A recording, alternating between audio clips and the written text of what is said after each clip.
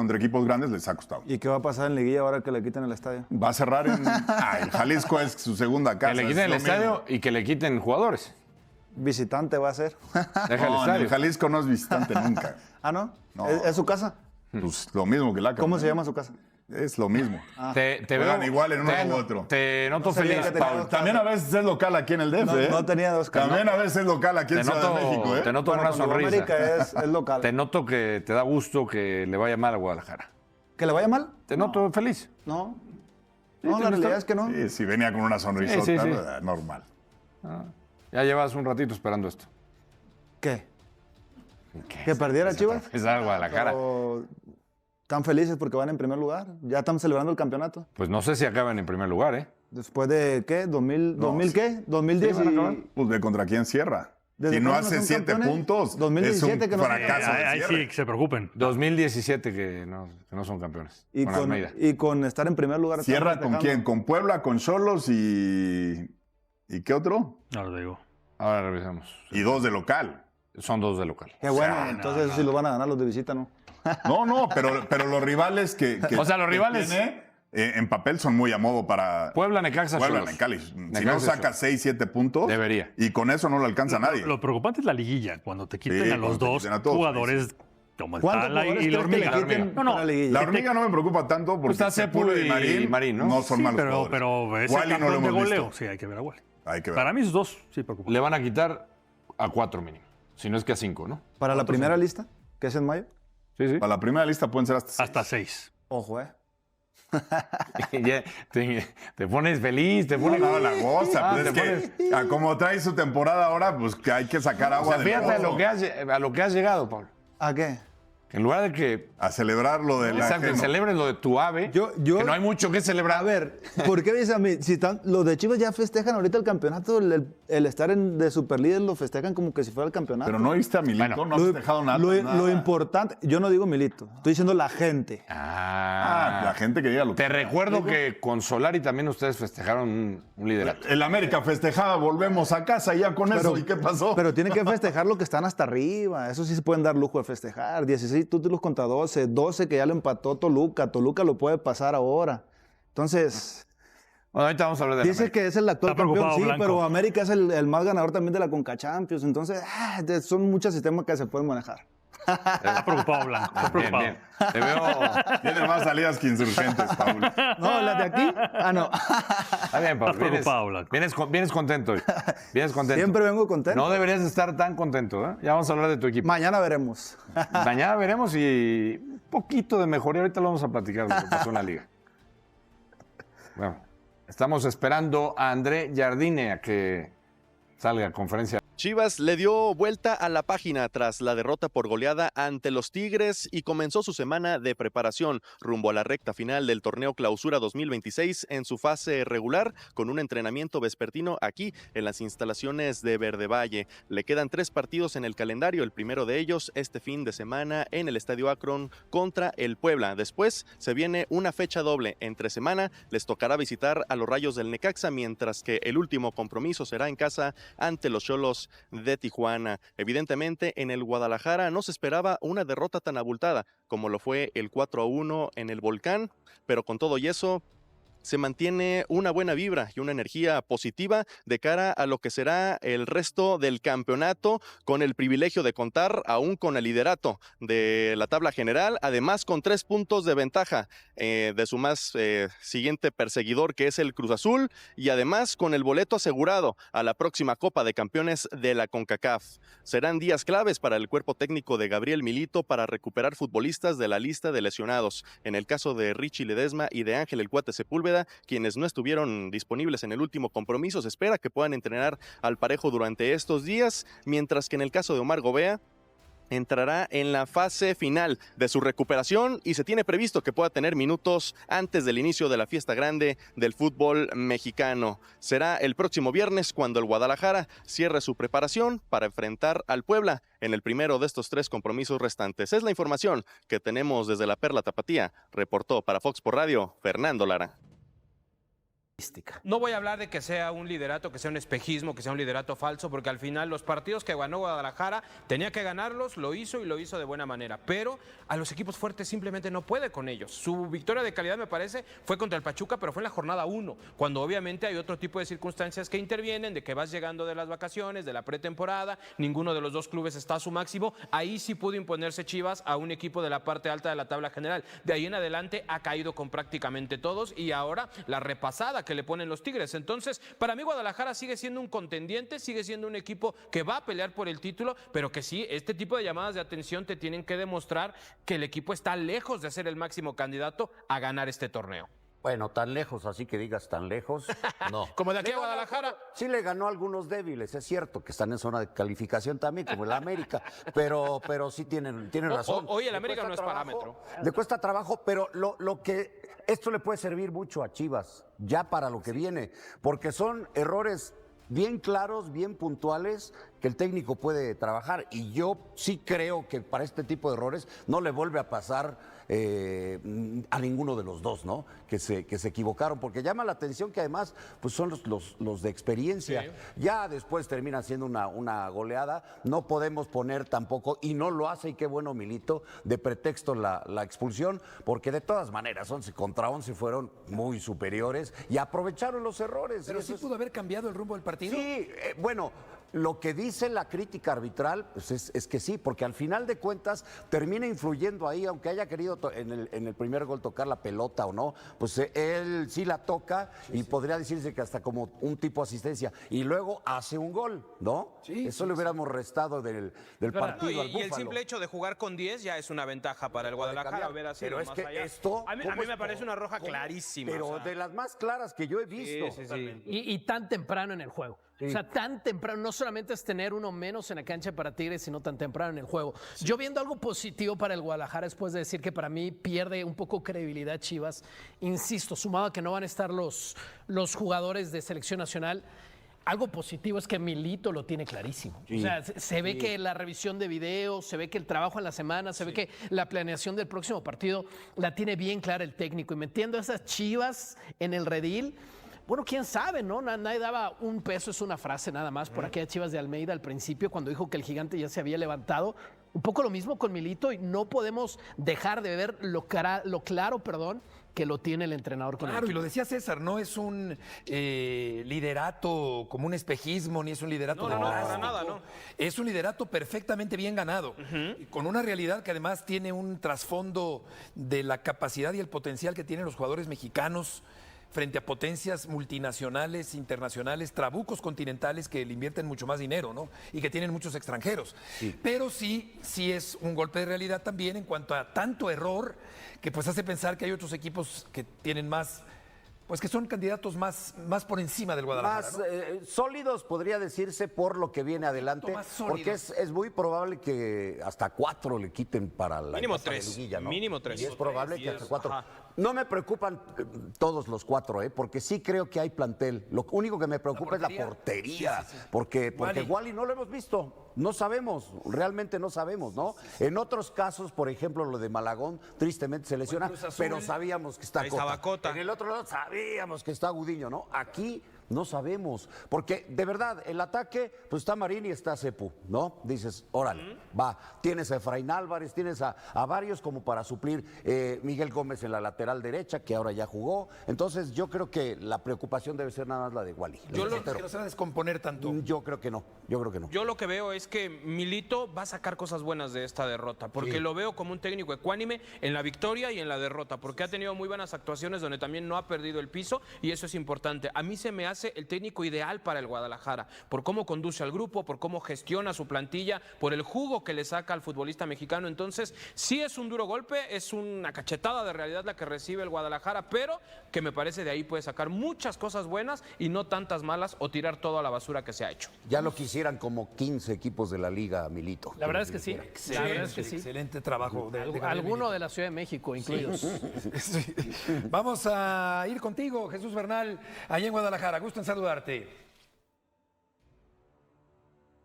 Gracias, Beto. Saludos para ti, para todos en el estudio, aquí desde un ruidoso Verde Valle, donde siguen haciendo labores de construcción para dejar al 100% esas instalaciones de cara a la Copa del Mundo. En lo que refiere a Chivas, en esta semana Omar Gobea podría estar de vuelta para enfrentar al equipo de Puebla después de 2 partidos de ausencia por una lesión muscular. También el cuerpo médico estará al pendiente de Richie Ledesma, de Ángel Sepúlveda, quienes no pudieron participar en el último compromiso ante el equipo de Tigres. Y la meta es clara: Chivas quiere terminar líder general este campeonato, entendiendo que te otorga la ventaja de cerrar en casa y también te otorga el tema de que con el empate global avanzas de ronda. Les quedan 3 partidos más: Puebla en casa, Necaxa de visita y Tijuana en el Estadio Akron, con lo que están conscientes de que necesitan los 9 puntos para que dependa únicamente de ellos quedar en la cima. Es lo que tenemos desde Guadalajara. Regreso contigo al estudio. Saludos. ¿Alguien puede explicarle a Gabriel Milito que después de que la televisión mostró al técnico más tranquilo y más sereno del partido ante Tigres, un video que Azteca Deportes nunca transmitió reveló que en realidad estaba explotando en el banquillo ante cada error de sus jugadores y que paradójicamente se desencadenaba más con las fallas de coordinación de algunos elementos que con los errores monumentales de Romo, González y Campillo, que le regalaron 2 goles al equipo regiomontano, como si la portería del rebaño fuera una ventanilla de servicio al cliente, abierta las 24 horas para que cualquier delantero de Tigres llegara y reclamara su gol sin mayor complicación. Porque si hay una imagen que el Chiverío necesita procesar con honestidad después de la goleada más dolorosa del Clausura 2026, es exactamente esa, la del técnico que en público mantiene la compostura y en privado está escupiendo veneno ante una actuación que en términos de errores individuales no tiene justificación deportiva posible cuando el equipo que la comete es el mismo que lleva todo el torneado, siendo el mejor del campeonato con 31 puntos y 4 de ventaja sobre el segundo lugar. Y Raúl Rangel salió a decir en Instagram que el miedo al fracaso es lo que te aleja del éxito, que suena muy bien como frase motivacional, pero que el Chiverío más ácido respondió preguntando si ese miedo al fracaso también aplica para los mediocampistas que regalan balones en zona peligrosa o para los laterales que no leen el juego cuando el rival mete la velocidad que Tigres metió en el Volcán. Pero aquí viene la parte que como Chiverío uno tiene que celebrar, aunque la semana haya empezado con el sabor amargo de una goleada que nadie esperaba, porque el empate del América ante Cruz Azul le dio al Guadalajara la mejor noticia posible en la tabla anual, dejando a las Águilas a 7 puntos con solo 9 disponibles. El panorama de la liguilla ya muestra un clásico tapatío contra el Atlas, que tiene al Chiverío con los pelos de punta. Gignac fotografió a su hijo con la hormiga González en una imagen que se hizo viral y que tiene la diferencia de valor más irónica del mercado con 15 millones de euros contra 300,000. Y la afición lleva semanas pidiendo a Kevin Castañeda, que con 7 goles como mediocampista tiene más argumentos que cualquier discurso para justificar su llegada al rebaño. Dejen su like y su comentario, que hoy el Chiverío tiene de todo en una sola semana. Vamos a comenzar hablando primero sobre lo que realmente pasó en el banquillo y los vestidores del Chivas durante la goleada ante Tigres, porque la televisión nos mostró una versión de Gabriel Milito que no corresponde completamente con la realidad de lo que vivió el técnico argentino durante los 90 minutos más dolorosos del Clausura 2026, y hay que decir las cosas exactamente como fueron gracias al video que el periodista José María Garrido publicó en Fútbol con Cerebro y que la transmisión de Azteca Deportes nunca mostró porque probablemente hubiera generado una conversación más incómoda que el marcador mismo. Lo que el video revela es que Milito explotaba visiblemente ante las fallas de coordinación de ciertos jugadores, mientras guardaba un silencio llamativo ante los errores monumentales de Romo, González y Campillo, que le regalaron 2 goles a Tigres, en jugadas que cualquier aficionado del Chiverío todavía no puede ver en repetición sin que se le revuelva el estómago de la indignación. Y esa diferencia en la reacción del técnico ante distintos tipos de error es exactamente el tipo de información que el Chiverío analítico necesita para entender mejor las dinámicas internas de un vestuario que después del partido fue cuestionado desde todos los ángulos posibles. En conferencia de prensa, Milito dejó caer el ultimato más claro que ha pronunciado en todo el torneo al decir que no pueden conceder absolutamente nada si quieren aspirar a lo que sueñan, que lo que sucedió en los primeros 20 minutos ante Tigres no puede volver a repetirse y que hay cosas que deben corregir y mejorar que simplemente no deberían existir en el funcionamiento de un equipo líder con las aspiraciones del Guadalajara, un discurso que en el contexto de la goleada más dolorosa del semestre suena como la declaración de alguien que perdió la paciencia, aunque todavía no perdió la confianza en su proyecto. Raúl Rangel fue el jugador que se atrevió a dar la cara públicamente al publicar en Instagram que el miedo al fracaso es lo que te aleja del éxito, una frase que el Chiverío recibió con apoyo genuino, aunque algunos respondieron con ironía preguntando si ese mensaje estaba dirigido específicamente a los compañeros que cometieron los errores que el portero tuvo que ver desde su arco sin poder hacer nada para evitar las consecuencias en el marcador. La afición, por su parte, señaló a Campillo, Romo y González como los principales responsables de la derrota y cuestionó con una intensidad que Milito no puede ignorar la decisión de dejar a Brian Gutiérrez en la banca en un partido donde el seleccionado nacional hubiera aportado exactamente la creatividad y la intensidad defensiva que el equipo no tuvo durante los 90 minutos que el Volcán recordará durante mucho tiempo. Pensando bien que Milito explote en el banquillo pero guarde silencio ante los errores específicos de ciertos jugadores, mientras la afición lo señala, públicamente crea una tensión muy interesante entre lo que el técnico comunica en público y lo que gestiona en privado, y esa tensión tarde o temprano va a tener que resolverse con decisiones en la alineación que el chiverío pueda ver reflejadas en el campo antes de que la liguilla llegue, sin dar más tiempo para los experimentos, ya que hablamos sobre esa gestión interna que Milito tiene que resolver con urgencia. Ahora vamos a hablar sobre el jugador que llega al partido ante Puebla del sábado con la presión más alta que ha sentido en todo el Clausura 2026 y que tiene la obligación deportiva y personal de demostrar que los datos estadísticos que lo señalan negativamente son una coincidencia del calendario y no una tendencia que el cuerpo técnico tiene que atender con una decisión que el tiempo de espera ya no puede justificar indefinidamente, y ese jugador es Luis Romo, cuya actuación ante Tigres el propio técnico identificó en el video como uno de los momentos que generó su mayor molestia en el banquillo, aunque en conferencia de prensa optó por el discurso colectivo antes que señalar nombres específicos con la contundencia que la situación merecía desde el punto de vista del análisis individual. La estadística que el chiverío sigue citando con una persistencia que dice mucho sobre la legitimidad del cuestionamiento es que en los 3 partidos donde Romo tuvo actividad, el equipo perdió todos o empató, recibió 8 goles y apenas sumó un punto entre Toluca, Pumas y Tigres, mientras que sin él el rebaño ganó los 3 compromisos anteriores anotando 11 goles y recibiendo únicamente 2, una diferencia tan pronunciada que la pregunta sobre si el capitán debería seguir siendo titular ya no es una opinión de redes sociales, sino una conversación técnica real que Milito tiene que tener con honestidad, aunque eso implique cuestionar la jerarquía de un jugador que llegó al club con el peso de su trayectoria. El partido ante Puebla del sábado es el escenario más favorable disponible para que Romo se reivindique, porque la franja llega al Akron en el 16º lugar con 13 puntos y con una diferencia de valor de plantilla de más de 60 millones de euros respecto al Guadalajara, que en condiciones normales debería traducirse en un partido donde el capitán rojiblanco tenga el espacio y la confianza para mostrar la versión que justifica su presencia en el 11 titular. Yo descuerdo con quienes piden la exclusión inmediata de Romo del equipo porque un jugador de su calidad no puede ser evaluado únicamente con 3 partidos de muestra, pero sí creo que Milito tiene la obligación de encontrar la posición correcta donde el capitán maximice sus virtudes porque los números actuales no mienten y algo en el esquema donde está jugando no está funcionando con la efectividad que el torneo exige. Mudando de asunto, pero con una conexión directa con el panorama competitivo que el Chivas enfrenta en las semanas que vienen. Ahora vamos a hablar sobre la liguilla y sobre el cruce que en este momento tendría el rebaño si la fase regular terminara hoy, porque el cuadro que se está formando tiene un ingrediente que el chiverío no puede procesar con indiferencia, aunque lo intente con todas sus fuerzas, y ese ingrediente se llama clásico tapatío contra el Atlas en los cuartos de final.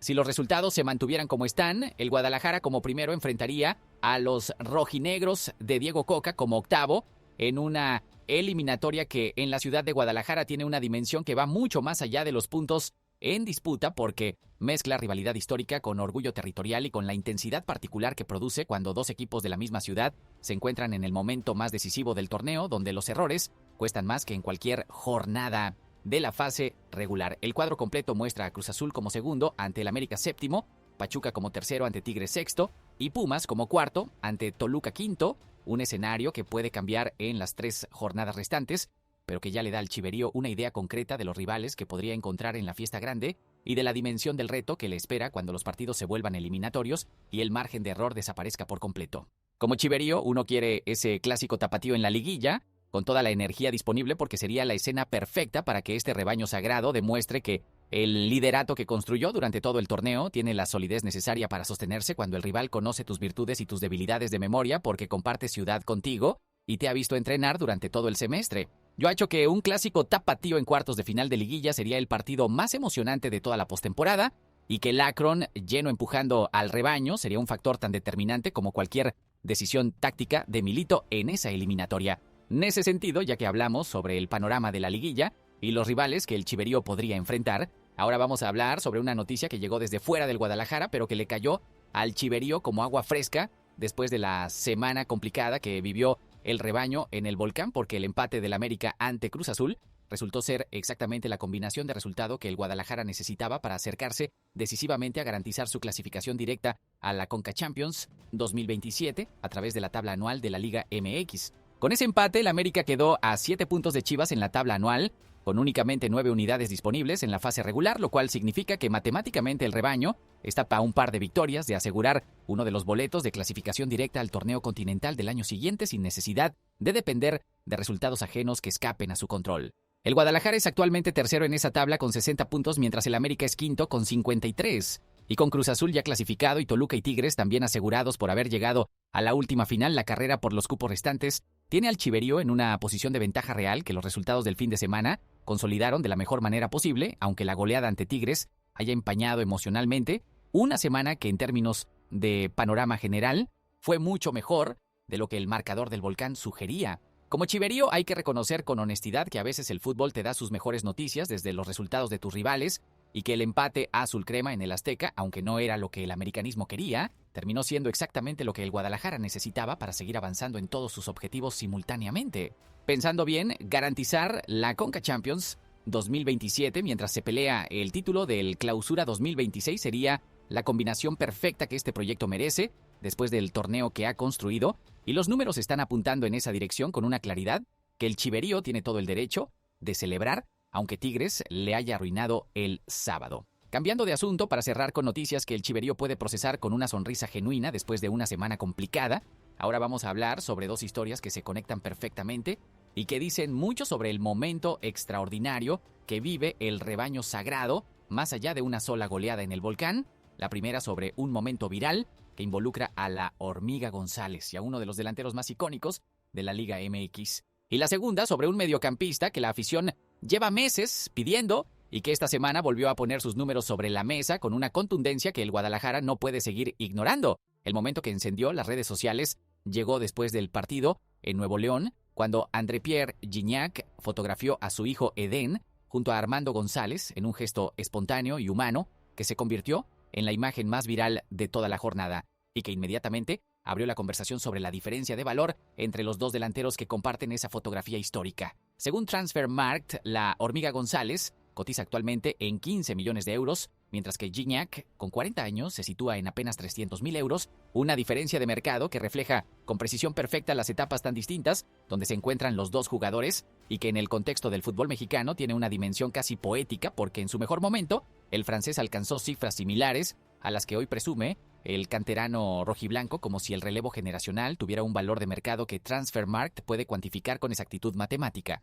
Que Gignac haya buscado a la Hormiga para ese momento con su hijo dice mucho sobre el respeto que el delantero más importante de la historia de Tigres tiene por el goleador más importante del Clausura 2026, y el Chiverío tiene todo el derecho de leer esa imagen como el reconocimiento más sincero que el rival más histórico puede hacer de que en Cuapa está creciendo algo extraordinario. Ainda sobre ese momento en el Volcán y sobre los jugadores que el Chiverío tiene en el radar para reforzar el proyecto de Milito, precisamente necesitamos hablar sobre Kevin Castañeda, el mediocampista ofensivo de 26 años del Xolos de Tijuana, que esta semana marcó en el triunfo de su equipo como visitante ante Juárez y con ese tanto llegó a 7 goles en el torneo para instalarse en el tercer lugar de la tabla de goleo individual, apenas detrás de Armando González y Joao Pedro. Una estadística que para un mediocampista que técnicamente no es delantero resulta tan impresionante que la afición rojiblanca lleva semanas insistiendo en redes sociales con su fichaje y los argumentos deportivos para respaldarlo no hacen más que crecer semana a semana con números que ningún análisis serio puede ignorar.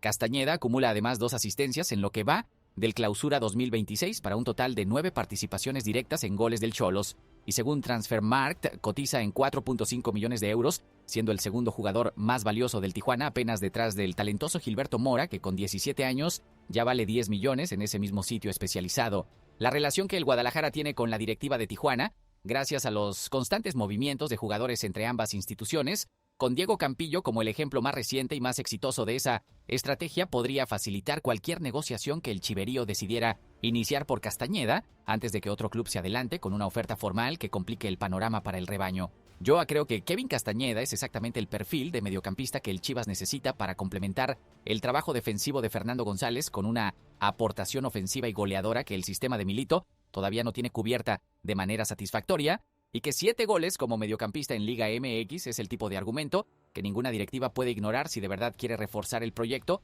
con la inteligencia que la posición del equipo en la tabla exige de cara al próximo ciclo.